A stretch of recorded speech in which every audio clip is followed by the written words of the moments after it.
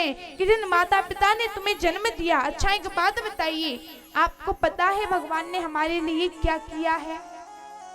पता है? नहीं पता ना? कैसे पता चला? जब हमने पुराण सुने। आंखों से देखा आपने? नहीं देखा, आंखों से हमने नहीं देखा, पर माँ बाप ने जो हमारे लिए किया वो हमने अपनी आंखों से देखा है। पर कहते हैं इंसान को मिल गया तो कीमत नहीं, और नहीं मिला तो दर दर भटकता फिरता है कि हे भगवान दे दे।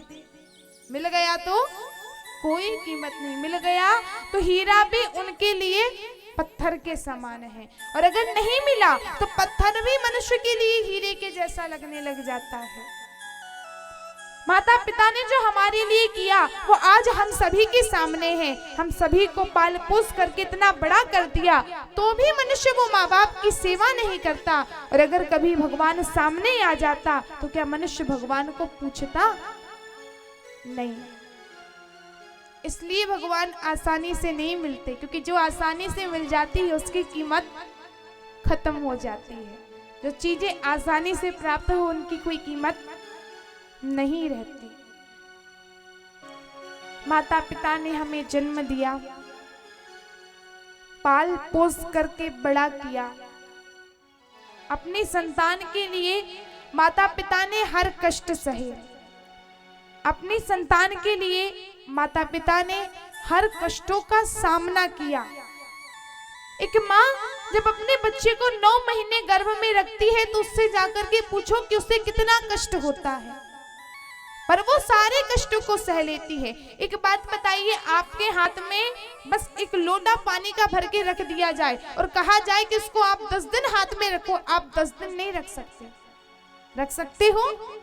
नहीं रख सकते। बोलेंगे भैया हाथ दुखने लग गए, पर वो माँ 9 महीने तक अपने बच्चों को गर्भ में लेकर के घूमती है। बाद में इतने कष्ट से माँ जन्म देती है, रात भर मेरे बच्चे को कोई परेशानी तो नहीं, उठ उठ के देखती है। अपने बच्चों के लिए अपने सारे सुखों का त्याग कर देती है। माँ जब बच्चों को जन्म देती है तो वो अपने सौंदर्य का भी त्याग कर देती है, अपने सौंदर्य को भी छोड़ देती है। पर वही बच्चा जब बड़ा हो जाता है तो एक सुंदर लड़की के लिए, एक सुंदर बीवी के लिए अपने माता पिता का त्याग कर देता है। कहते हैं माँ बाप की कमी इस संसार में कोई बांट नहीं सकता। माँ बाप की कमी इस संसार में कोई बांट नहीं सकता, और ईश्वर भी इनके आशीषों को कभी काट नहीं सकता। संसार में ऐसा कोई मनुष्य नहीं जो माँ बाप की कमी बांट सके, और ईश्वर भी उनके आशीषों को कभी काटता नहीं है। माँ बाप ने जो बोल दिया वो पत्थर की लकीर है। तो अगर एक बेटा माँ बाप की पूजा ना करे और जाकर के भगवान की पूजा करे तो क्या भगवान प्रसन्न होंगे? नहीं होंगे। क्योंकि जिन माँ बाप ने आपको जन्म दिया है, माँ बाप बच्चों को पाल पोस कर बड़ा करते हैं, क्यों? क्योंकि जब हम बूढ़े हो जाएंगे तो ये बच्चा हमारी लाठी का काम करेगा, हमें सहारा देगा। पर बाद में क्या होता है, वो बच्चा जब बड़ा हो जाता है तो माँ बाप की लाठी को भी तोड़ डालता है। सहारा देने की बात तो दूर, वो 2 मिनट अपने माता पिता से बात भी नहीं कर सकता है। कलयुग में ऐसा समय आ गया है कि लोगों को तो अपने माता पिता को बताने में भी शर्म आने लग गई है कि हमारे माता और ये हमारे पिता हैं। माता पिता का नाम लेने में, चर्चा करने में भी शर्म आने लगी है। बोलेंगे अरे भैया दुनिया क्या बोलेगी। धीरे धीरे करके ऐसा समय आ गया है कि मनुष्य केवल खुद के बारे में सोचता है, खुद के स्वार्थ के बारे में, उसके अलावा नहीं सोचता। दुनिया में पूरी दुनिया स्वार्थ से चलती है। नख बिनु कटा देख, शीश भरी जटा देख, जोगी कन फटा देख, छाल लाए तन में, मोनु अनमोल देख, करत किरोल देख, सेवरा सरछोल देख, वन खंडी वन में, वीर देखे शूर देखे, गुनी और क्रूर देखे, माया से भरपूर देखे, फूल रहे धन में, आदि अंत सुखी देखे, जन्मों के दुखी देखे, पर वे ना देखे जिनके लोभ नहीं मन में। संसार में हर प्रकार के इंसान देखे, पर वे ना देखे जिनके लोभ नहीं मन में। इंसान अगर पूजा भी करता है तो इस लोभ और लालच से कि भगवान सुख और शांति दे देगा, भगवान आशीर्वाद दे देगा। पर संसार में एक माँ बाप है जो संतान को पाल पोस करके इतना बड़ा कर देते हैं, पर कभी अपना स्वार्थ नहीं देखते। वो क्यों पढ़ाते हैं? उनका क्या फायदा है? आप क्या कमा के उनको देने वाले हो? बच्चे तो बड़े हुए नहीं कि अलग होने का पहले सूझने लग जाता है। पढ़ाते हैं क्यों? मेरा बच्चा अपने पांव पे खड़ा होगा। ये सोचते हैं कि भैया हम भले नहीं पढ़ पाए, पर हमारे बच्चे जरूर पढ़ेंगे, दुनिया में आगे बढ़ेंगे, हमारा नाम रोशन करेंगे, चारों तरफ हमारा नाम करेंगे।